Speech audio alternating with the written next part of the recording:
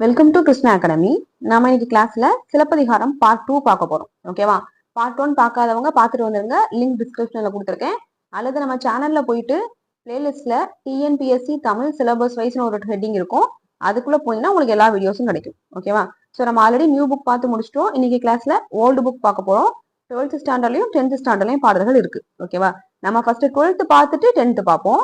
ஏன்னா அப்பதான் உங்களுக்கு கதையோட கண்டினியூஷன் வரும். ஏன்னா 12th வந்து என்ன பண்ணிருக்காங்க அப்படின்னா, கோவலன் வந்து கண்ணகியோட சிலம்பு எடுத்துட்டு விற்க போவார் இல்லையா?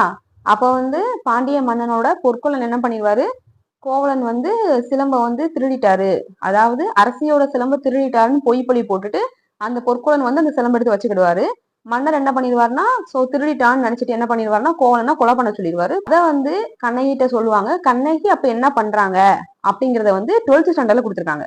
10th என்ன கொடுத்துருக்காங்கன்னா, கண்ணகி வந்து ரொம்ப அழுது புலம்பி முடிச்சுட்டு கடைசியா மன்னர்கிட்ட போய் சண்டை போடுவாங்க. ஓகேவா? வழக்காடுவாங்க. நீங்க எப்படி வந்து என் கணவனை கொல்ல முடியும்னு கேட்கும் போது மன்னர் வந்து இல்ல அவர் திருடர் தான், அதான் கொன்னேன் அப்படின்னு சொல்லிட்டு நிறைய வந்து வாக்குவாதங்கள்லாம் நடக்கும். அதை வந்து 10th கொடுத்துருக்காங்க. ஸோ நம்ம 12th முடிச்சுட்டு 10th போனாதான் நம்மளுக்கு வந்து கொஞ்சம் ஈஸியா புரியும். ஓகேவா? ஃபர்ஸ்ட் கொஸ்டின்ஸ் பார்ப்போம். கொஸ்டின் 1, சிலப்பதிகாரத்தை எப்படி நம்ம பிரிச்சு எழுதலாம்னா சிலம்பு பிளஸ் அதிகாரம். ஓகே. கொஸ்டின் 2, சிலப்பதிகாரம் உணர்த்தும் 3 உண்மைகள் யாவை? அரசியல் பிழைத்தோர்க்கு அறம் கூற்றாவதும், உரைசால் பத்தினிக்கு உயர்ந்தோர் ஏத்தலும், ஊழ்வினை உறுத்து வந்து ஊட்டும் என்பதும். ஓகேவா? சோ சிலப்பதிகாரம் எத்தனை உண்மையை சொல்லும் அப்படின்னா 3 உண்மைகள். கொஸ்டின் 3, இளங்கோவடிகளின் பெற்றோர் யாவர்? இமயவரம்பன் நெடுஞ்சேரலாதன், சோழ மகள் நற்சோனை. ஓகேவா? கொஸ்டின் 4, இளங்கோவடிகளின் தமையன் யார் அப்படின்னா சேரன் செங்குட்டுவன். இளங்கோவடிகளுக்கு அண்ணன் சேரன் செங்குட்டுவன். ஓகே.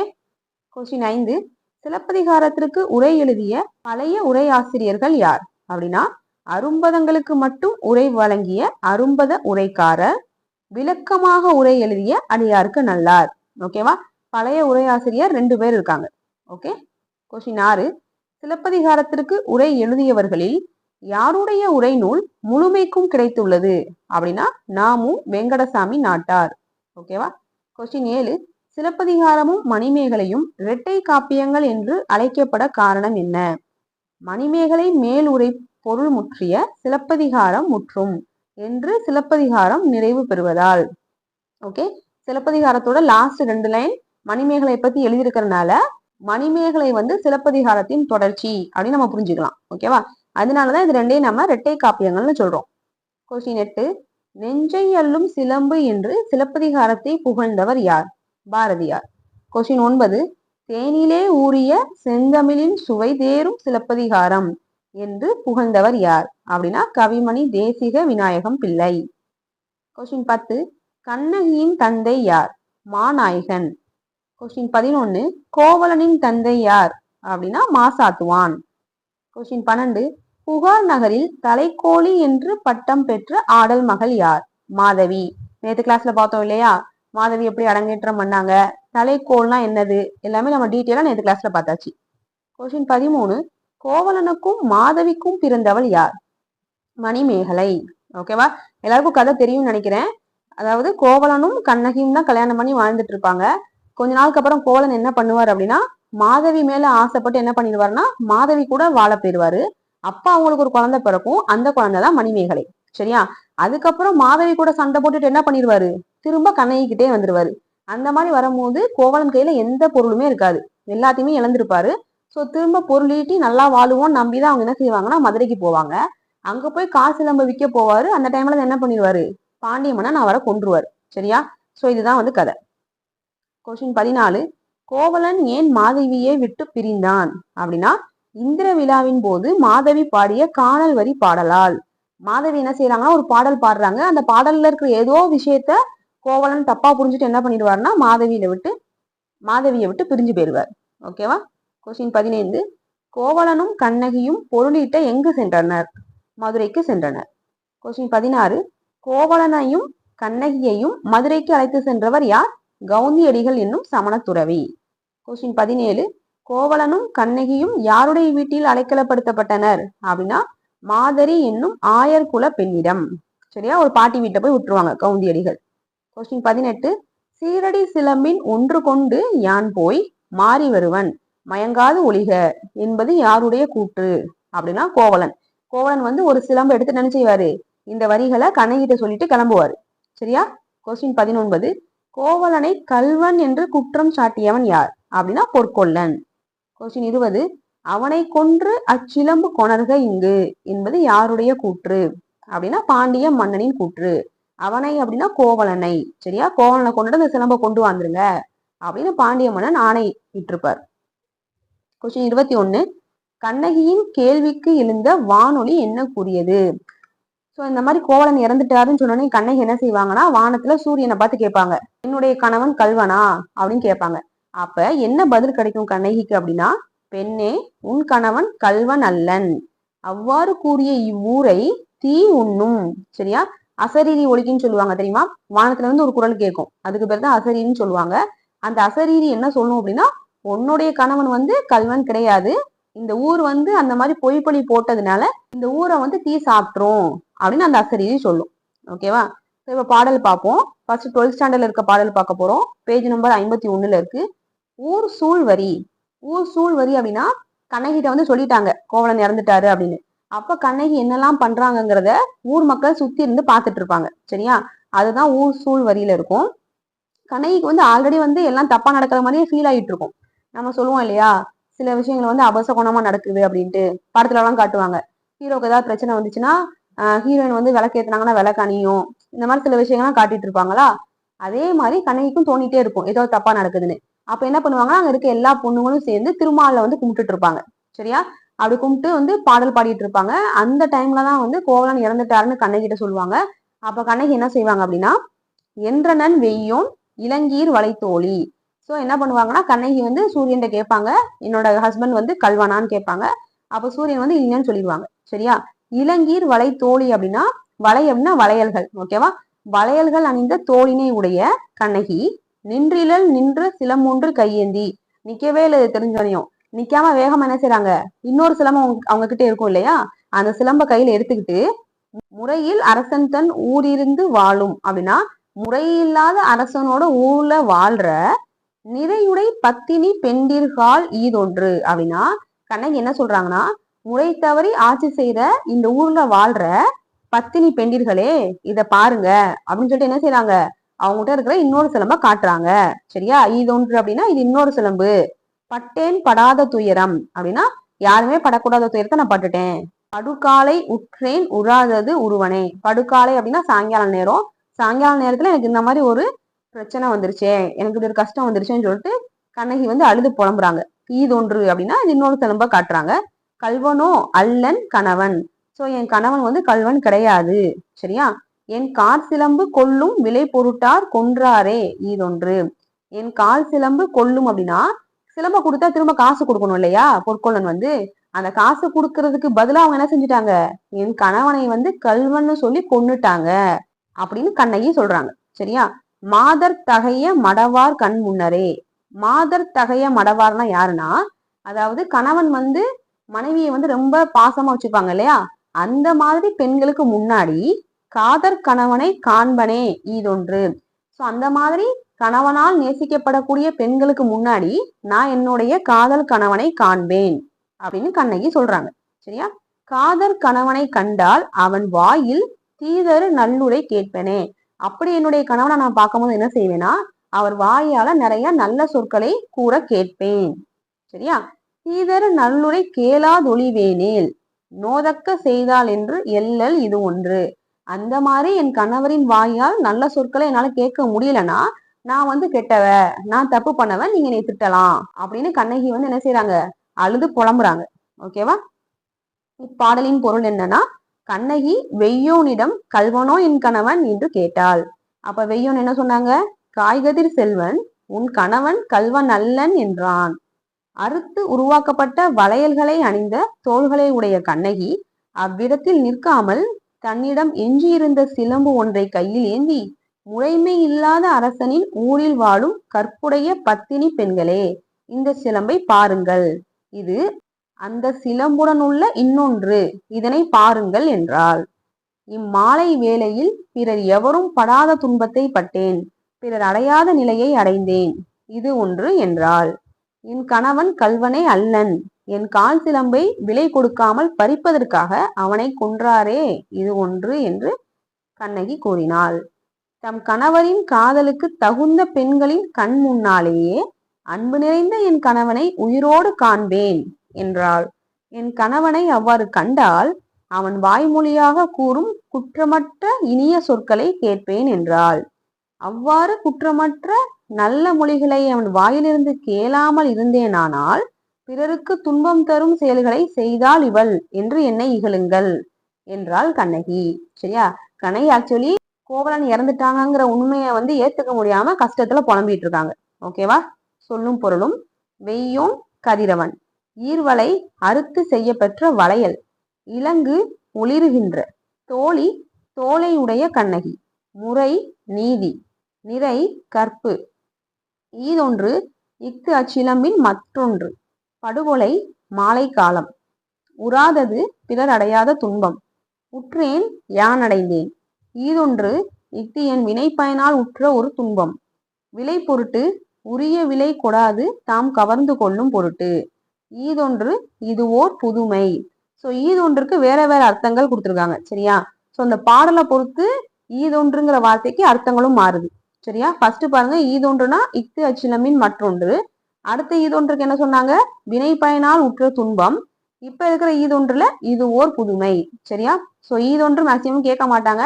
அப்படி கேட்டாங்கன்னா எந்த பாடல் வரியோட அந்த ஈதொன்று வந்திருக்குன்னு பார்த்துட்டு தான் நம்ம ஆன்சர் பண்ணணும். சரியா? மாதர் காதல், மாதர் தகைய மடவார் அப்படின்னா கணவன் காதலிக்கும் பண்புடைய மகளிர், தீதரு நல்லுரை குற்றமற்ற இனிய மொழி, ஈதொன்று இஃது என் சூளுரை, நோதக்க செய்தால் வருந்தத்தக்கன செய்தால், எல்லல் இகழ்க, இது ஒன்று இஃது உமக்கு ஒரு வாய்ப்பு. ஓகேவா? அடுத்து என்னாச்சுன்னு பார்ப்போம். ஊரவர் திகைப்பு. இந்த மாதிரி கண்ணகி புலம்பி அழுகிறத சுத்தி இருக்கவங்க எல்லாம் என்ன செய்யறாங்க? பார்த்து திகச்சு வாயடைச்சு நிக்கிறாங்க. ஏன்னா மன்னர் எப்பவுமே கரெக்டான முடிவு மட்டும் தான் சொல்லுவாரு. சரியா? எல்லா விஷயத்தையும் கரெக்டா பண்ற மன்னர் திடீர்னு ஏன் இப்படி கோவலனை கொன்னு கண்ணகிக்கு குற்றம் செய்தாரு அப்படின்னு யாருக்குமே புரியல. எல்லாரும் என்னாச்சோ அப்படின்னு சொல்லிட்டு புலம்பிட்டு இருக்காங்க. பார்ப்போம். அல்லலுற்று ஆற்றாது அழுவாளை கண்டு.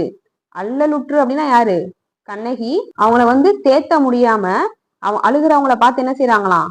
ஏங்கி மல்லல் மதுரையார் எல்லாரும் தாம் மயங்கி. சோ எல்லாரும் என்ன செய்யறாங்க? ஏங்கி மயங்கி போய் நிக்கிறாங்களாம். களையாத துன்பம் இக்காரிகைக்கு காட்டி வளையாத செங்கோல் வளைந்தது இதுவென்கோல். சோ களையாத துன்பம்னா அதாவது மாத்தவே முடியாத துன்பம். இந்த துன்பத்துக்கு இழப்பீடு கொடுக்கவே முடியாது. அப்படிப்பட்ட ஒரு துன்பத்தை இந்த கண்ணகிக்கு செஞ்சுட்டு வளையாத செங்கோல் வளைந்தது. இந்த செங்கோல் வளையாதது அப்படின்னா எப்பவுமே கரெக்டான ஆட்சி செய்யற மன்னனுடைய ஆட்சி தவறியது. இது வெண்கோல் அப்படின்னா இது ஏன் நடந்துச்சு அப்படின்னு மக்கள் யோசிக்கிறாங்களாமா. மன்னவர் மன்னன் மதிக்குடை வாழ்வேந்தன். மன்னவர் மன்னன் அப்படின்னா மன்னர்களுக்கெல்லாம் மன்னனான மதிக்குடை வாழ்வேந்தன், வாளினை ஏந்திய மன்னன், தென்னவன் கொற்றம் சிதைந்தது இதுவென்கோல். தென்னவன் அப்படின்னா பாண்டிய மன்னன். பாண்டிய மன்னனுடைய கொற்றம் சிதைந்தது. சரியா? இது எதனால நடந்துச்சு? மண்குளிர செய்யும் மரவேல் நெடுந்தகை தன்குடை வெம்மை விளைத்தது. ஓகேவா? மண்குளிர செய்யும் மரவேல் அப்படின்னா எப்பவுமே மன்னனது வேல் என்ன செய்யும்? குளிரதான் செய்யும், மக்களுக்கு நல்லதுதான் செய்யும். ஆனா இப்ப அந்த குடை என்ன செஞ்சிருச்சு? வெம்மை விளைத்ததுன்னா தப்பான விஷயத்த பண்ணிருச்சு. இது வெண்கோல். செம்போல் சிலம்பு ஒன்று கையேந்தி நம்பொருட்டால் வம்ப பெருந்தெய்வம் வந்தது இது ஒன்கோல். சோ பொன்னினால் செய்யப்பட்ட சிலம்ப கையில் ஏந்திட்டு வந்திருக்கு இந்த கண்ணகி. பார்க்க தெய்வம் மாதிரி இருக்காங்களே, இது எதனால நடக்குது அப்படின்னு மக்கள் பேசிக்கிறாங்க. ஐயரி உன்கண் அழுது ஏங்கி அரற்றுவாள். ஐயரி அப்படின்னா மை பூசப்பட்ட கண்கள் அழுது ஏங்கிக்கிட்டு இருக்கு. சரியா? தெய்வம் உற்றால் போலும் தகையல். இந்த பெண் மேல தெய்வம் ஏறின மாதிரி இந்த பொண்ணு காட்சி அளிக்கிறா. இது வெண்கோல். என்பன சொல்லி இணைந்து ஏங்கி ஆற்றவும் மண்பலி தூற்றும் குடியதே மாமதுரை கம்பளை மாக்கள் கணவனை தாங்காட்ட. சோ இதெல்லாம் பேசிட்டு என்ன செய்யறாங்க? அவங்களும் கண்ணகி கூட சேர்ந்து அழுதுட்டு இருக்காங்க. சரியா? மண்பலி தூற்றும் குடியதே அப்படின்னா அவங்க என்ன செய்யறாங்கன்னா மன்னனுக்கு எதிராக பேசுறாங்க. சரியா? மன்னர் எப்பயும் நல்லதானே செய்வாரு, இப்ப ஏன் இந்த மாதிரி ஒரு கொடுமையை பண்ணாருன்னு சொல்லிட்டு அவங்களும் மன்னரை தூற்றுறாங்க. சரியா? கடைசி என்ன செய்யறாங்கன்னா கம்பளை மாக்கள் கணவனை தாங்காட்ட. இதெல்லாம் பண்ணிட்டு கடைசி என்ன பண்றாங்க? கண்ணகி கிட்ட கோவலனை காட்டுறாங்க. சரியா? அவர் இறந்து கீழே கிடக்குறாரு, அவரை காட்டுறாங்க. அடுத்து கண்ணகி என்ன செஞ்சாங்கன்னு பார்ப்போம். இப்பாடல் வரிகளின் பொருள் என்ன அப்படின்னா, இவ்வாறு துன்பம் மேலிற்று ஆற்ற முடியாமல் அழுகின்ற கண்ணகியை கண்டு வளமிக்க மதுரை நகர மக்கள் எல்லோரும் தாம் ஏக்கமுற்று கலங்கி களைய முடியாத துன்பத்தை இந்த பெண்ணுக்கு கொடுத்து என்றும் வளையாத செங்கோல் வளைந்து விட்டதே, இது என்ன கொடுமை! மன்னர்களுக்கு மன்னனும் திங்களை போன்ற குளிர்ந்த வெண்கொற்ற குடையையும் வாளையும் உடைய வேந்தன் ஆகிய பாண்டியனது ஆட்சி இன்று சிதைந்ததே, இது எப்படி! மண்ணுலகினை குளிரச் செய்யும் மரமிக்க வேலையுடைய பெருஞ்சிறப்பு மிக்கவனாகிய மன்னனது குளிர்ந்த குடை வெம்மையாக செயற்பட்டதே, இது எப்படி! செம்பொன்னால் செய்த ஒரு சிலம்பை கையில் ஏந்தி ஒரு புதிய தெய்வம் நமக்காக இங்கு வந்ததே, என்ன வியப்பு! அழகிய வரி பறந்த மைப்பூசிய கண்களுடன் அழுது ஏங்கி புலம்புகின்ற இவள் தெய்வம் கொண்டவள் போன்று செயல்படுகிறாளே, இது என்ன காரணம் என்பவற்றை கூறி வருந்தி ஏங்கி அரசனின் செயலை வன்மையாக பழித்து ஆர்ப்பரித்த மதுரை குடிமக்கள் கண்ணகிக்கு அவள் கணவனை காட்டினர். ஓகேவா? சொல்லும் பொருளும் அல்லுற்று வருத்தமுற்று ஆற்றாது தாங்க மாட்டாது மல்லல் வளம் என்கொள் என்ன காரணத்தால் நிகழ்ந்ததோ கொற்றம் அரசியல் நம் பொருட்டால் நம்மை கெடுத்தல் பொருட்டாக வம்ப பெருந்தெய்வம் புதியதாக வந்த பெரிய தெய்வம் ஐயரி உன்கண் அழகிய செவ்வரி படர்ந்த மையுண்ட கண் தெய்வமுற்றால் போலுந்தகையல் தெய்வம் ஏறியவள் போல் ஆகினாள் இணைந்து வருந்தி கம்பளை மாக்கள் ஆரவாரித்து திரியும் மக்கள். ஓகேவா? அடுத்து என்னாச்சுன்னு பார்ப்போம். செம்பொர் கொடியனையால் கண்டாலை தான் காணான் மல்லன் மாஞாலம் இருளூட்டி. யார சொல்றாங்கன்னா கதிரவனை. சரியா? கண்ணகி மேல சூரியனை பாக்குறாங்களாம். செம்பொர் கொடியனையால்னா கண்ணகி பார்க்க ஒரு கொடி மாதிரி இருக்காங்களாம். பொன்னினால் செய்யப்பட்ட ஒரு கொடி மாதிரி இருக்கிற கண்ணகி பார்த்தோனையும் கண்ணகிய பார்க்க முடியாம, சரியா, கண்டாலைனா கண்ணகிய தான் காணான், சூரியன் கண்ணகிய பார்க்க முடியாம மல்லன் மாஞாலம் இந்த பெரிய உலகத்தை இருளூட்டி மாமலை மேல் செவ்வன் கதிர் சுருங்கி செங்கதிரோன் சென்றொழிய. சோ பார்க்க முடியாம கதிரவன் என்ன செய்யறாராம், மாமலைக்கு பின்னாடி போயிட்டு செவ்வன் கதிர் சுருங்கி அவன் கதிரை ஃபுல்லா சுருக்கிக்கிட்டு ஒளிஞ்சுக்கிட்டாராம். அதாவது சூரியன் மறைஞ்சிருச்சு, சாயங்காலம் ஆயிடுச்சு அப்படிங்கிறத இப்படி கொடுத்துருக்காங்க. சரியா? புல்லன் மருள் மாலை பூங்கொடியால் பூசலிட. சோ சூரியன் மறைகிறதும் ஈவினிங் லைட்டா வரும் பாத்தீங்களா, ஒரு மாதிரி வானக்குள்ள ஒரு ஆரஞ்சு கலர்ல இருக்கும். சோ அந்த டைம்ல ஒல்லன் ஒளி படைத்தது ஊர், மக்கள் எல்லாம் ஆரவாரம் பண்றாங்க. கண்ணகி ஒரு பக்கம் அழுது புலம்பிட்டு இருக்கா. சோ ஊர் ஃபுல்லா ஒரே சலசலப்பா இருக்கு. சரியா? பெண்டிரும் உண்டுகொள் பெண்டிரும் உண்டுகொள். அப்ப கண்ணகி என்ன சொல்றாங்க, இந்த ஊர்ல பெண்கள் இருக்கிறீங்களா, கொண்ட கொழுனர் உருகுறை தாங்கூரும். அப்படின்னா கொழுனர் அப்படின்னா கணவர். சோ கல்யாணம் பண்ணிட்ட கணவர் எந்த பிரச்சனை வந்தாலும் கூடவே சப்போர்ட் பண்ணி தான் எல்லா பொண்ணுங்களும் இருப்பீங்க. அதாவது இப்ப கோவலனுக்கு பிரச்சனை வந்துச்சு, பொருள் இல்ல, அப்போ கண்ணகி என்ன செஞ்சாங்கன்னா சிலம்ப கொடுத்து ஹெல்ப் பண்ணாங்க. இதே மாதிரிதான் எல்லா பொண்ணுங்களும் பண்ணுவீங்க அப்படின்னு சொல்லிட்டு கண்ணகி அழுகுறாங்க. பெண்டிரும் உண்டுகோள் பெண்டிரும் உண்டுகோள், சான்றோரும் உண்டுகோள் சான்றோரும் உண்டுகோள். அப்படின்னா பெரியவங்களும் இந்த ஊர்ல இருக்கீங்களா, ஈன்ற குளவி எடுத்து வளர்க்கூறும். அப்படின்னா இப்ப யாராவது குழந்தைங்களை ஒழுங்கா வளர்க்காம விட்டுட்டு போயிட்டாங்க எங்கேயாவது அப்படின்னா அந்த குழந்தைய தத்தெடுத்து நிறைய பேர் வளர்ப்பாங்க இல்லையா, நல்ல மனசு இருக்கிறவங்க. அந்த மாதிரி சான்றோரும் இந்த ஊர்ல இருக்கீங்களா அப்படின்னு கண்ணகி கொஸ்டினா கேக்குறாங்க. தெய்வமும் உண்டுகோள் தெய்வமும் உண்டுகோள், தெய்வமா இந்த ஊர்ல இருக்கா, வைவாலில் தப்பிய மன்னவன் கூடலில், அதாவது அவருடைய வாளால தப்பான தீர்ப்பு சொன்ன மன்னர் ஆட்சி செய்யற இந்த ஊர்ல தெய்வம் இருக்கா அப்படின்னு கண்ணகி கேக்குறாங்க. என்றிவை சொல்லி அழுதாள். இதெல்லாம் சொல்லி என்னச்சுரா, கண்ணகி அழுகுறா.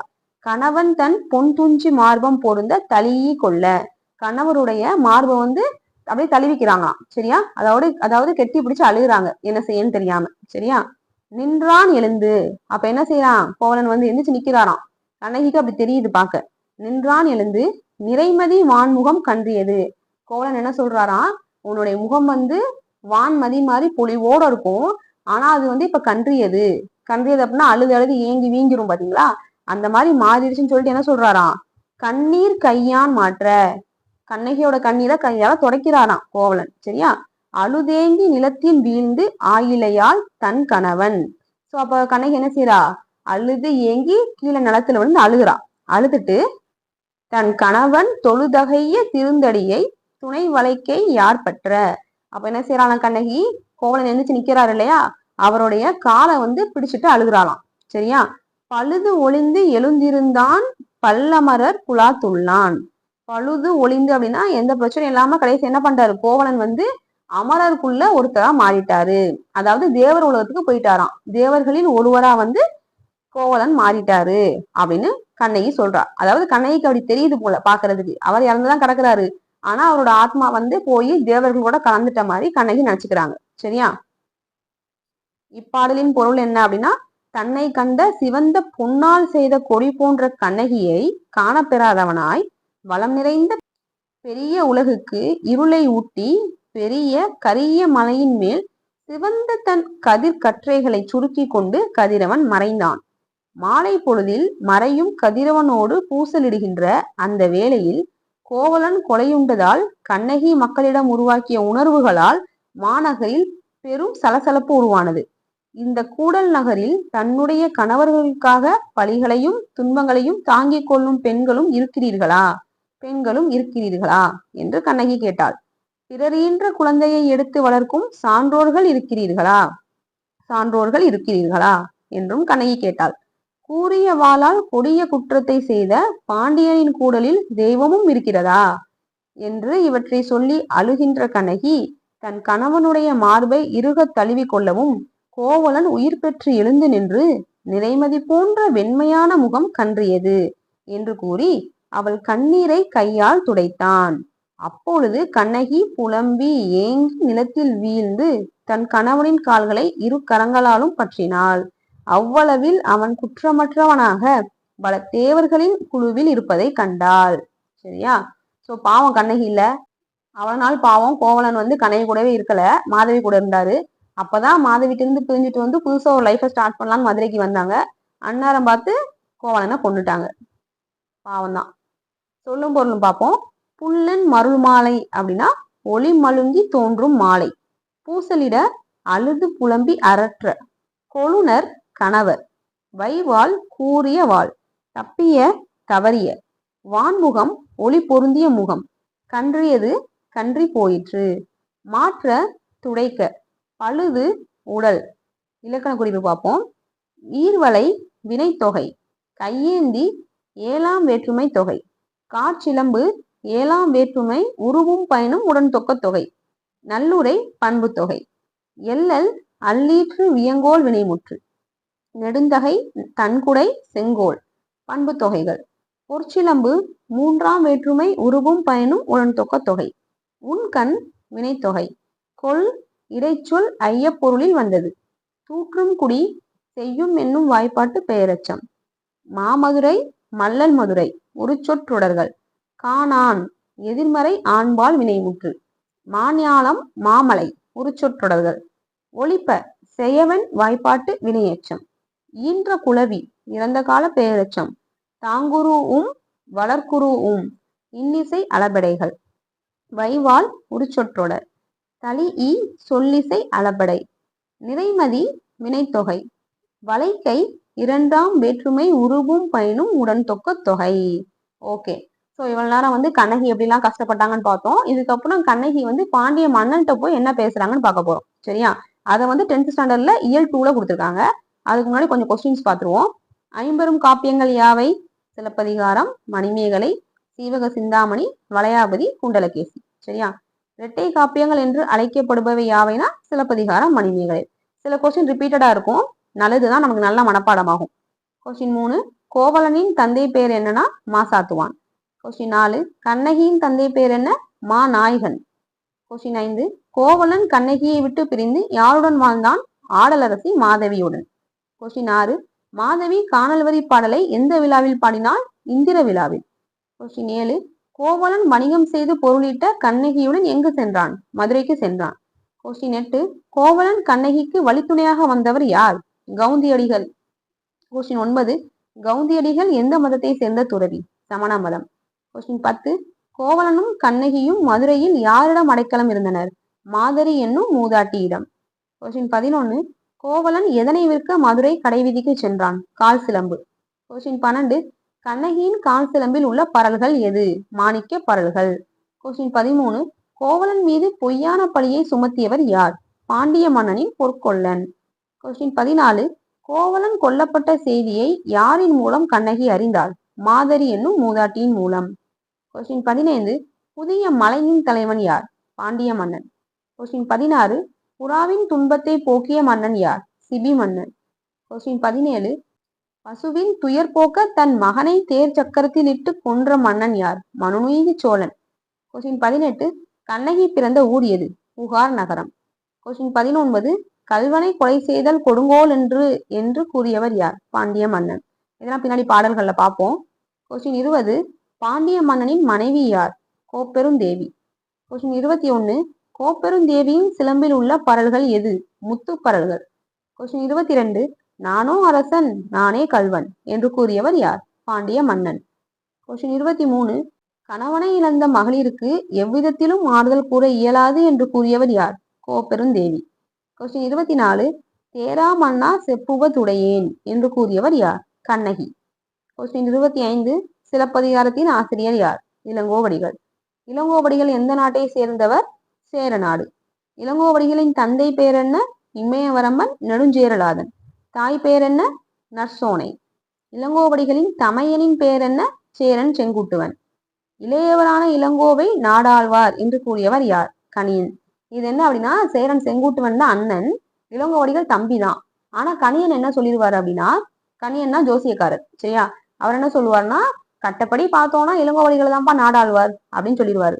அப்போ இளங்கோவடிகள் என்ன செய்வார் அப்படின்னா, அண்ணன் தான் நாடாளணும், அதுதான் கரெக்ட்னு சொல்லிட்டு இளங்கோவடிகள் துறவரம் பூண்டு காட்டுக்கு போயிடுவார், சரியா? கொஸ்டின் 31. இளங்கோவடிகள் இளமையிலேயே துறவு பூண்டு எங்கு தங்கினார்னா குணவாயிர் கோட்டம். கொஸ்டின் 32. இளங்கோவடிகள் வாழ்ந்த காலம் எது? கிபி 2ஆம் நூற்றாண்டு. கொஸ்டின் 33. யாமறிந்த புலவரிலே கம்பனை போல் வள்ளுவரை போல் இளங்கோவை போல் என்று இளங்கோவடிகளை புகழ்ந்தவர் யார்? பாரதியார். கொஸ்டின் 34. சிலப்பதிகாரத்தை பிரித்து எழுத கிடைப்பது சிலம்பு பிளஸ் அதிகாரம். 35. சிலப்பதிகாரம் என்று பெயர் வர காரணம் என்ன? கண்ணகியின் சிலம்பால் விளைந்த கதை, அதனால என்ன சொல்றோம்? சிலப்பதிகாரம்னு சொல்றோம். கொஸ்டின் 36. சிலப்பதிகாரத்தில் எத்தனை காண்டங்கள் உள்ளன? 3 காண்டங்கள். எதெல்லாம்? புகார் காண்டம், மதுரை காண்டம், வஞ்சி காண்டம். கொஸ்டின் 38. சிலப்பதிகாரத்தில் எத்தனை காதைகள் உள்ளன? 30 காதைகள். புகார் காண்டத்தில் எத்தனை காதைகள் உள்ளன அப்படின்னா 10 காதைகள். மதுரை காண்டத்தில் எத்தனை காதைகள் உள்ளன? 13 காதைகள். வஞ்சி காண்டத்தில் எத்தனை காதைகள் உள்ளன? 7 காதைகள். ஓகேவா? 10, 13, 7. கொஸ்டின் 42. உரையிடையிட்ட பாட்டுடைய செய்யுள் என்று வழங்கப்படும் நூல் எது? சிலப்பதிகாரம். சிலப்பதிகாரத்தின் வேறு பெயர்கள் யாவை? செந்தமிழ் காப்பியம், முதல் காப்பியம், முத்தமிழ் காப்பியம், குடிமக்கள் காப்பியம், ஒற்றுமை காப்பியம், நாடக காப்பியம். இன்னும் நிறைய காப்பியம் பார்த்தோம், ஞாபகம் இருக்கா லாஸ்ட் கிளாஸ்ல? ஸோ எல்லாத்தையும் சேர்த்து படிச்சிருங்க. கொஸ்டின் 44. நெஞ்சை எல்லும் சிலப்பதிகாரம் என்று பாடியவர் யார்? பாரதியார். கொஸ்டின் 45. மதுரை காண்டத்தின் 10வது காதை எது அப்படின்னா வழக்குரை காதை. அதான் இப்ப நம்ம பார்க்க போறோம். கொஸ்டின் 46. சிலப்பதிகார கதையின் உருவம் எது அப்படின்னா இசை நாடகம். கொஸ்டின் 47. இளங்கோவடிகள் யாருடன் மலைவளம் காண சென்றார்? சேரன் செங்குட்டுவன், சீர்த்தலை சாத்தனார். ஒரு நாள் என்ன பண்ணுவாங்கன்னா, இளங்கோவடிகள், செங்குட்டுவன், சீர்த்தலை சாத்தனார் இவங்க 3 பேரும் சும்மா என்ன செஞ்சுட்டு இருப்பாங்கன்னா, மலை பக்கமா சுத்தி பார்த்துட்டு இருப்பாங்க. அப்போ அந்த இடத்துல வாழ்ற பழங்குடி மக்கள் என்ன செய்வாங்கன்னா, மரத்துக்கு கீழே ஒரு பெண் தெய்வத்தை பார்த்தோம் அப்படின்னு சொல்லுவாங்க, சரியா? அதோட வரலாறு என்னன்னு யாருக்குமே தெரிஞ்சிருக்காது. ஆனா சீர்த்தலை சாத்தனர் என்ன சொல்லுவாருன்னா, எனக்கு அந்த வரலாறு தெரியும், நான் சொல்றேன் அப்படின்னு சொல்லிட்டு அப்பதான் கண்ணகியோட கதையை ஃபுல்லா சொல்லுவாரு. அந்த பெண் தெய்வம் கண்ணகி தான், சரியா? அதை சொன்னோனையும் இளங்கோவடிகள் என்ன சொல்லுவாரு அப்படின்னா, சரி நான் இது ஒரு புக்கா எழுதுறேன் அப்படிம்பாரு. சீர்த்தலை சாத்தனாரும் நீங்களே எழுதுங்க அப்படிம்பாரு, சரியா? சோ இந்த மாதிரிதான் சிலப்பதிகாரத்தை இளங்கோவடிகள் எழுதியிருப்பாரு. சீர்த்தலை சாத்தனாருக்கு மணிமேகலையோட கதையும் தெரியும். அதனால அவர் என்ன பண்ணுவார்னா, அவரே மணிமேகலைய புக்கா எழுதிடுவார், சரியா? கொஸ்டின் 48. வேங்கை மரத்தின் கீழ் ஒரு பெண் தெய்வத்தை பார்த்தோம் என்று கூறியவர் யார் அப்படின்னா மலைவாழ் மக்கள். கொஸ்டின் 49. பெண் தெய்வத்தின் வரலாற்றை அறிந்தவர் யார்? சீர்த்தலை சாத்தனார். கொஸ்டின் 50. இக்கதையை சிலப்பதிகாரம் என்றும் பெயரில் யாம் இயற்றுவோம் என்று கூறியவர் யார்? இளங்கோவடிகள். கொஸ்டின் 51. அடிகள் நீரே அருளுக என்று கூறியவர் யார்? சீர்த்தலை சாத்தனார். நீங்களே எழுதிருங்க புக்கா அப்படின்னு சொல்லிட்டு சீர்த்தலை சாத்தனார் விட்டுருவார், சரியா? கொஸ்டின் 52. சிலப்பதிகாரம் உணர்த்தும் முப்பெரு உண்மைகள் யாவை? மேல பார்த்தோமா, அதேதான். அரசியல் பிழைத்தோர்க்கு அறம் கூற்றாகும், உரைசால் பத்தினியை உயர்ந்தோர் ஏத்துவ, ஊழ்வினை உறுத்து ஊட்டும், சரியா? பாடல் பார்த்துருவோம். வாலியம் கொற்கை வேந்தை வாலி, தென்னம் பொறுப்பின் தலைவ வாலி. சோ ஃபர்ஸ்ட் வந்து பாண்டிய மன்னரை வாழ்த்தமான்னு சொல்லுவாங்க. சரியா? கொற்கை வேந்தே அப்படின்னா மன்னர் வந்து வாழ்க. தென்னம் பொறுப்பின் தலைவ வாலி அப்படின்னா தெற்கு பக்கத்தில் இருக்கும் மலையின் தலைவரே வாழ்க. செலிய வாலி தென்னவ வாலி. சோ மன்னரே வாழ்க வாழ்கன்னு சொல்லிட்டே இருப்பாங்க. பழியோடு படரா பஞ்சவ வாலி அப்படின்னா இதுவரைய பழி சொற்களே கேட்காத மன்னவரே வாழ்க. ஸோ என்ன அப்படின்னா கண்ணகி வந்து அரண்மனைக்கு போயிடுவாங்க. சரியா? பாண்டியன் மன்னன் கூட சண்டை போட. அது எப்படி வந்து நீங்க என் ஹஸ்பண்டை கொல்ல முடியும், அவர் திருடல அப்படின்னு சொல்றதுக்கு போயிடுவாங்க. அப்ப வாயில் காவலன் வந்து நிப்பாட்டுவார் இல்லையா? யாருமா நீங்க எதுக்குங்க வந்திருக்கீங்கன்னு கேட்பாரு. அப்ப வந்து கண்ணகி வந்து நான் மன்னரை பார்க்கணும்னு சொல்றாங்க. அப்ப அந்த வாயில் காவலன் வந்து மன்னவன்ட்ட போய் சொல்றதை ஃபர்ஸ்ட் கொடுத்துருக்காங்க. என்னெல்லாம் சொல்றாரு அப்படின்னா, அடர்த்தெழு குருதி அடங்கா பசுந்துனி, பிறர் தலை பீடம் ஏறிய மடக்கொடி, வெற்றிவேல் தடக்கை கொற்றவை அல்லல். அப்படின்னா கொற்றவைங்கிறது ஒரு தெய்வம், நமக்கு தெரியும் இல்லையா? அவங்க என்ன பண்ணிருப்பாங்கன்னா தப்பு பண்றவங்கள தலையை வெட்டிடுவாங்க இல்லையா? அந்த தலையில இருந்து ரத்தம் வடியும். அந்த மாதிரி பண்ற கொற்றவை இல்ல அவங்க. அறுவர் கிளைய நங்கை. அறுவர் கிளைய நங்கை நீங்க யார சொல்றாங்க அப்படின்னா பிடாரிய சொல்றாங்க. சரியா? அவங்க வந்து பிடாரியும் இல்ல. இறைவனை ஆடல் கண்டருளிய. இறைவனை ஆடல் கண்டருளியது யாரு அப்படின்னா பத்ரகாளி. வந்தவங்க பத்ரகாளியும் இல்ல. சுருடை கானகம் உகந்த காளி அப்படின்னா, அதாவது கானகம்னா காடு, காட்டை வந்து வீடாக கொண்ட காளியும் கிடையாது. தாருகன் பேருரங் கிழித்த பெண்ணும் அல்லல். தாருகன் அப்படின்னு ஒரு அரக்கர் இருந்தாரு. அவரோட உடலை கிழிச்சு கொன்ன துர்க்கையும் அல்லல். செற்றனல் போலும் செயிர்த்தனல் போலும். வந்தவங்க வந்து ரொம்ப கோபமா இருக்காங்க, ரொம்ப கவலையிலையும் இருக்காங்க அப்படின்னு சொல்லிட்டு வாயில் காவலன் வந்து மன்னர்கிட்ட சொல்றாரு. பொற்றொழில் சிலம்பொன் வேந்திய கையல். வந்தவங்க வந்து கையில வந்து ஒரு வேலைப்பாடு மிக்க ஒரு பொன் சிலம்ப வச்சிருக்காங்க அப்படின்னு சொல்றாரு. கணவனை இழந்தால் கடையகத்தாளே. அந்த பொண்ணோட ஹஸ்பண்ட் வந்து இறந்துட்டாங்க என வருக மற்றவள் தருக ஈங்கன அப்படின்னு சொல்லிட்டு வாயில் காவலன் வந்து அரசன் சொன்னோடனே அரசன் என்ன சொல்றாரு, அப்படியா அந்த பொண்ணை அங்க கூட்டிட்டு வாப்பா அப்படின்னு சொல்றாரு. சரியா? இப்பாடலின் பொருள் என்ன? கொற்கை என்னும் துறைமுகத்தை உடைய பாண்டிய மன்னனே வாழ்வாயாக. தெற்கு பகுதியில் உள்ள புதிய மலைக்கு தலைவனே வாழ்க. செலியனே வாழ்க. தமிழ்நாட்டின் தென்பகுதி தலைவனே வாழ்க. இதுவரை பழி சொற்கள் சேராத பஞ்சவனே வாழ்க. ஏன்னா இப்ப பழி சொற்கள் சேர்ந்துருச்சு இல்லையா? சோ இதுவரை சேரல, இப்ப சேர்ந்துருச்சு. வெற்றி தரும் வேலினை தன் பெரிய கையில் ஏந்தி பீரிட்டு எழும் குருதி ஒழுகும் பிறர் தலை பீடத்தில் ஏறிய இளங்கொடி ஆகிய கொற்றவையும் அல்லல். கண்ணியர் எழுவருள் இளையவளாகிய பிடாரியும் அல்லல். இறைவனை நடனமாட செய்த பத்திர காளியும் அல்லல். அச்சம் தரும் காட்டை தான் விரும்பும் இடமாக கொண்ட காளியும் அல்லல். தாருகன் என்ற அசுரனின் பரந்த மார்பை பிளந்த துர்க்கையும் அல்லல். தன் உள்ளத்தில் கருவு கொண்டால் போலவும் மிக்க சினம் கொண்டால் போலவும் விளங்குகின்றாள் அப்படின்னு வாயில் காவலன் அரசன்ட்ட சொல்றாரு. வேலைப்பாடு அமைந்த பொற்சிலம்பு ஒன்றை கையில் ஏந்தியவளாய் இருக்கின்றாள். கணவனை இழந்த அவள் நம் வாயிலின் முன்னே நிற்கின்றாள் என்று வாயிற்காவலன் அறிவித்தான். அத்தகையவளை அழைத்து வருக என்று அரசன் கூறினான். இப்ப கண்ணகி உள்ள போறாங்க. வாயில் வந்து கோயில் காட்ட. ஓகேவா? அங்க லைட்டா கட்டா இருக்கு. சோ வாயில் காவலன் வந்து என்ன செய்யறாருன்னா அரண்மனைக்குள்ள போலான்னு சொல்லிட்டு கண்ணகியை கூட்டு போறாரு. கோயில் மன்னனை குறுகினல் சென்றுளி நீர்வார் கண்ணை எம்முன் வந்தோய். ஓகேவா? கண்ணகி வந்து ரொம்ப அழுது ஏங்கி கண்ணீருடைய கண்களோட மன்னர் முன்னாடி போய் நிக்கிறாங்க. எம்முன் வந்தோய் யாரையோ நீ மடக்கொடியோய். அதாவது மன்னர் என்ன கேட்கிறாருன்னா, என் முன்னாடி மடக்கொடி மாதிரி வந்து நிக்கிறியப்பா, நீ யாருன்னு கேட்கிறாரு. சரியா? தேரா மன்னா செப்புவதுடையேன். தேரா அப்படின்னா அறநெறி தவறிய. சரியா? உண்மை என்னன்னு ஆராயாத. ஓகே. சோ கண்ணகி என்ன சொல்றாங்க, தேரா மன்னா செப்புவதுடையேன், உண்மை என்னன்னு ஆராயாம தீர்ப்பு வழங்கிய மன்னரே உங்ககிட்ட நான் ஒண்ணு சொல்லணும் அப்படின்னு சொல்றாங்க. சொல்லிட்டு எல்லரு சிறப்பின் இமையவர் வியப்ப புல்லூரு புன்கண் தீர்த்தோ நன்றியும். என்ன சொல்றாங்கன்னா, அவங்க வாழ்ந்த புகார் நகரம் இருக்கு இல்லையா, அந்த நகரை ஆட்சி செய்த மன்னர்களுடைய சிறப்பை பத்தி பேசுறாங்க. ஃபர்ஸ்ட் வந்து சிபி மன்னனை சொல்றாங்க. சிபின்னு ஒரு மன்னர் வந்து புறாவோட கஷ்டத்தை தீர்த்திருப்பாரு இல்லையா? புல்லூரு அப்படின்னா புறா. சரியா? பறவை. சோ அந்த பறவையோட கஷ்டத்தை அவர் தீர்த்தாரு. வாயிற் கடைமணி நடுநா நடுங்க ஆவின் கடைமணி உகுனி நெஞ்சுட தான் தன் அரும்பெறல் புதல்வனை ஆளியின் மடித்தோன். சோ அடுத்து யாருன்னா மனுநீதி சோழன். கேள்விப்பட்டிருப்பீங்க. சோ மனுநீதி சோழனோட மகன் என்ன பண்ணுவாரு அப்படின்னா, ஒரு நாள் தேர் எடுத்துட்டு போயிட்டு ஊரை சுத்தி பார்த்துட்டு இருக்கும் போது ஒரு குட்டி கன்ற, மாடோட குட்டி கன்றை வந்து தெரியாம ஏத்தி கொன்றுவாரு. அப்ப அந்த மாடு என்ன செய்யும் அப்படின்னா, அதாவது அம்மா மாடு, அவங்களோட அரண்மனை முன்னாடி ஒரு மணி இருக்கும். அந்த மணியை வந்து யாராவது அடிக்கிறாங்க அப்படின்னா அவங்களுக்கு ஏதோ பிரச்சனை, அவங்களுக்கு ஏதோ சொல்யூஷன் தேவைன்னு அர்த்தம். சரியா? மன்னர்கிட்ட வந்து அந்த மாதிரி கேட்பாங்க. அப்ப அந்த அம்மா மாடு என்ன செய்யணும், அந்த மணியை வந்து அடிச்சிரும். அடிச்சோனையும் என்ன நடந்துச்சுன்னு சொல்லிட்டு மன்னர் கேட்டுட்டு என்ன செஞ்சிருவாரு, அவருடைய பையனையும் தேர்ல வச்சு ஏத்தி கொண்டுருவாரு. சோ இதெல்லாம் நடக்குமான்னு தெரியல. ஆனா மனுநீதி சோழன் அப்படிதான் செஞ்சாருன்னு சொல்லியிருக்காங்க. சரியா? சோ அதைத்தான் கண்ணகி சொல்றா. அந்த அளவுக்கு வந்து ஒரு பசுவோட துன்பத்தை தீர்க்கிறதுக்கு மனுநீதி சோழன் அவருடைய பையனையே கொன்றாரு. அந்த மாதிரி மன்னர்கள் ஆட்சி செஞ்ச புகார் நகரத்தை சேர்ந்தவள் நான் அப்படின்னு கண்ணகி சொல்றா. சரியா? பெரும்பெயர் புகாரின் பதியே. சோ அந்த மாதிரி மன்னர்கள் ஆட்சி செய்த புகார் நகரத்துல இருந்து நான் வந்திருக்கேன். அவ்வூர் ஏசா சிறப்பின் இசை விலங்கு பெருங்குடி.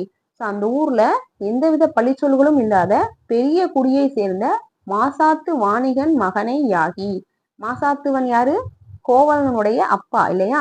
சோ அந்த மாதிரி பெரும் புகழையுடைய மாசாத்துவனின் மகனை மணந்தவள் நான். சரியா? வாழ்தல் வேண்டி ஊழ்வினை துறப்ப. சோ நல்லா வாழ்றதுக்காக சூழ்கலல் மன்னா நின்னகர் புகுந்தேன். ஏதோ ஊழ்வினை பயன் எனக்கு, அதாவது போன ஜென்மத்துல பண்ண ஏதோ ஒரு பாவம், என்னோட ஹஸ்பண்ட் வந்து எல்லாத்தையும் இழந்துட்டு ஒண்ணுமே இல்லாதவர் என்கிட்ட வந்தாரு. சோ எப்படியாவது வாழ்ந்துடணும்னு சொல்லிட்டு நின்னகர் புகுந்தேன், உங்க ஊருக்கு நான் வந்தேன். என் கால் சிலம்பு பகர்தல் வேண்டி நின்பால் கொலைகளப்பட்ட கோவலன் மனைவி. என்னுடைய கால் சிலம்புகளை விற்க வந்து உங்களால கல்வன் அப்படின்னு கொலை செய்யப்பட்ட கோவலனுடைய மனைவி நான் அப்படின்னு கண்ணகி சொல்றா. சரியா? கண்ணகி என்பதன் பெயர் என, கண்ணகிங்கிறது என்னோட பெயரு அப்படிங்கிறா. அப்ப மன்னர் என்ன சொல்றாருன்னா, பெண்ணனங்கே கல்வனை கோரல் கொடுங்கோல் அன்று வெல்வேர் கொற்றல் கான். அதாவது கல்வன், உன்னோட ஹஸ்பண்ட் வந்து கல்வன், கல்வனை கொல்றது வந்து தப்பு கிடையாது, அதுதான் அரச நியதி அப்படின்னு சொல்லிட்டு இன்னும் வந்து கோவலனை அவர் வந்து கல்வன் தான் சொல்லிட்டு இருக்காரு. சரியா? அப்ப நற்றிரம் படரா கொற்கை வேந்தே. அப்ப வந்து அறம் தெரியாத வேந்தே மன்னரே அப்படின்ட்டு கண்ணகி என்ன சொல்றாருன்னா, என் கால் சிலம்பு மணியுடை அரியே. என்னுடைய கால் சிலம்புல மாணிக்க பரல்கள் இருக்கும் அப்படின்னு கண்ணகி சொல்றா. தேமொழி உரைத்தது செவ்வை நன்மொழி. அப்ப மன்னர் என்ன சொல்றாருன்னா, ஓகேப்பா நீ சொன்னது நல்லதுதான், யாமுடை சிலம்பு முத்துடை அரியே. என்னுடைய மனைவி காலில் இருக்க சிலம்புகள் முத்து பரல்கள் அப்படின்னு சொல்றாரு. சரியா? தருகென தந்து தாமுன் வைப்ப. அப்ப மன்னர் என்ன சொல்றாரு, அந்த சிலம்பு, அதாவது கோவலன் கிட்ட இருந்து கொண்டு வந்த சிலம்ப வந்து இங்க வைங்கப்பா அப்படின்னு சொல்றாரு. கண்ணகி அணிமணி கார் சிலம் புடைப்ப. கண்ணகி என்ன செய்யறா, கொண்டு வந்து வச்ச அந்த சிலம்பு எடுத்து உடைச்சிடுறா. சரியா? உடைச்சதும் மன்னவன் வாய் முதல் தெரித்தது மணியே. அதுல இருந்து ஒரு பரல், அந்த சிலம்புல எந்த பரல் இருக்கும், கண்ணகியோட சிலம்புல இருக்க பரல்கள் தான் இருக்கும் இல்லையா, மாணிக்க பரல்கள் தான் இருந்துச்சு. ஒரு மாணிக்க பரல் என்ன பண்ணுச்சு, மன்னருடைய உதட்டுல பட்டு தெரிச்சிச்சு. சரியா? தெரிச்சதும் மணி கண்டு தாழ்ந்த குடையன் தளர்ந்த செங்கோலன். அதுல மாணிக்க பரல் இருக்குன்னு பார்த்தோன்னையும் மன்னனுக்கு என்ன செய்யணும் புரியல. தாழ்ந்த குடையன் அப்படின்னா ரொம்ப வந்து நடுங்கிட்டாரு. ஏதோ என்னடா தப்பு பண்ணிட்டோம்னு நினைச்சு என்ன செய்யறாரு, அப்படியே குறைஞ்சிட்டாரு. பொன்சை கொல்லன் தன் சொல் கேட்ட. அதாவது பொற்கொல்லன், பொன்சை கொல்லன்னா பொற்கொல்லன். பொற்கொல்லன் சொல்றதை கேட்டுட்டு இந்த மாதிரி கோவலனை கொன்னுட்டேனே, யானோ அரசன் யானே கல்வன், நானா ஒரு அரசனா, நான் தான் வந்து கல்வன் இப்ப அப்படின்னு நினைச்சாரு. மன்னர் வந்து ரொம்ப கவலைப்படுறாரு.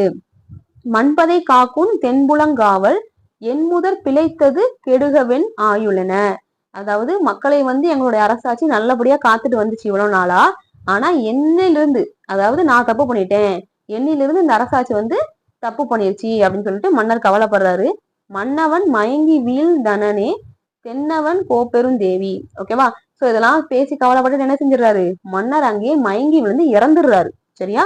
இறந்ததும் தென்னவன் கோப்பெருந்தேவி குலைந்தனள், அவங்களோட ஒய்ஃப் கோப்பெருந்தேவி, அவங்க என்ன செய்யறாங்க, அப்படியே குலைஞ்சு போய் நடுங்கி கணவனை இழந்தோருக்கு காட்டுவதில்லை என்று இணையடி தொழுது வீழ்ந்தனலே மடமொழி. அவங்க என்ன செய்யறாங்கன்னா, கணவனை இழந்த மகளிருக்கு நல்ல வழி சொல்லவே முடியாது, ஆறுதல் சொல்லவே முடியாது அப்படின்னு சொல்லிட்டு அவங்களும் அவங்க கணவருடைய கால்களை பிடிச்சிட்டு என்ன செஞ்சிடறாங்கன்னா விழுந்து இறந்துடுறாங்க. சோ இப்ப எல்லாருக்குமே கஷ்டம், கோவலனும் இறந்துடுறாரு, மன்னரும் இறந்துடுறாரு, மன்னருடைய ஒய்ஃபும் இறந்துடுறாங்க. கொஞ்சம் மட்டும் மன்னர் உண்மை என்னன்னு கண்டுபிடிச்சிருந்தாருன்னா கோவலன் இறந்திருக்கவே மாட்டாரு, கண்ணகியும் கோவலனும் சந்தோஷமா வாழ்ந்திருப்பாங்க. சோ இந்த மாதிரி ஆட்சி அதிகாரத்துல இருக்கிறவங்க எல்லா விஷயத்தையும் ஆராய்ந்துதான் வந்து முடிவெடுக்கணும் அப்படிங்கிறதுக்கு இந்த கதை வந்து ஒரு முக்கியமான உதாரணம். சரியா? இப்ப கொஸ்டின் பாத்துருவோம். இப்பாடல் வரிகளின் பொருள் என்ன அப்படின்னா, வாயில் காவலன் கண்ணகியை பாண்டிய மன்னனிடம் அழைத்து சென்றான்.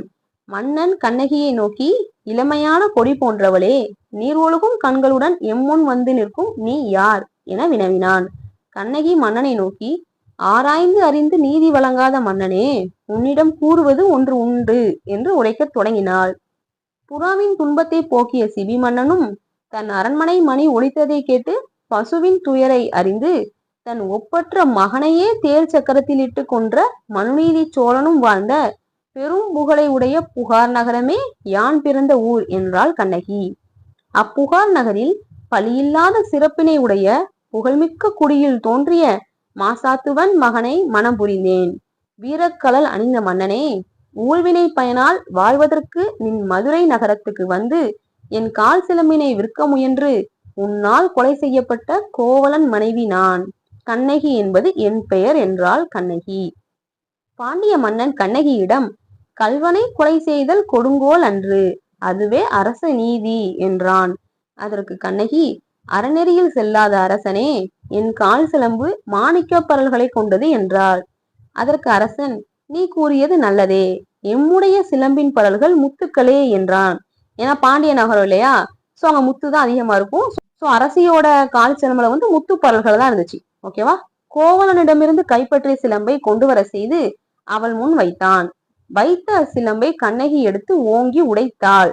அதிலிருந்து வெளிப்பட்ட மாணிக்க பரல் ஒன்று பாண்டிய மன்னனின் உதட்டில் பட்டு தெரித்தது. மாணிக்க பரல்களை கண்ட பாண்டிய மன்னன், தாழ்வுற்ற குடையனாய் சோர்வுற்ற செங்கோலனாய் பொன் தொழில் செய்யும் கொல்லனின் பொய்யுரை கேட்டு அறநெறி தவறிய நானோ அரசன், நானே கல்வன். அறந்தவராது குடிமக்களை காக்கும் தொன்மை ஆட்சி என் முதல் தவறியது, என் வாழ்நாள் அழியட்டும் என்றவாறே மயங்கி விழுந்தான். மன்னனின் மனைவி கோப்பெருந்தேவி உள்ளங்கலங்கி உடல் நடுங்கி, கணவனை இழந்த மகளிருக்கு எவ்விதத்திலும் ஆறுதல் கூற இயலாது என்று கூறி தன் கணவனின் திருவடிகளை வணங்கி நிலத்தில் வீழ்ந்து இறந்தாள். சரியா? சொல்லும் பொருள் பார்ப்போம். கொற்கை பாண்டிய நாட்டின் துறைமுகம்.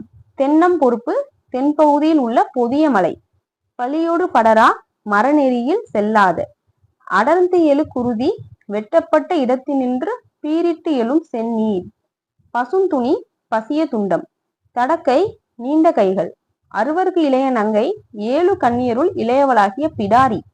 இறைவனை ஆடல் கண்டறிய அணங்கு. இறைவனை நடனமாட செய்த காளி. சுருடை கானகம் அச்சம் தரும் காடு. உகந்த விரும்பிய தாருகன் அரக்கன். பேர் உரம் கிழித்த பெண் அகன்ற மார்பினை பிளந்த துர்க்கை. செற்றம் கருவு. செயிர்த்தனல் சினமுற்றவள். பொற்தொழில் சிலம்பு வேலைப்பாடு மிக்க பொற் சிலம்பு. கடையகத்தால் வாயிலின் முன்னிடத்தால். நீர்வார்கண் நீரொழுகும் கண்கள். தேரா ஆராயாத எல்லரு இகழ்ச்சி இல்லாத. இமையவர் தேவர். புல் பறவை. புன்கண் துன்பம். கடைமணி அரண்மனை வாயில் மணி. ஆளி தேர் சக்கரம்.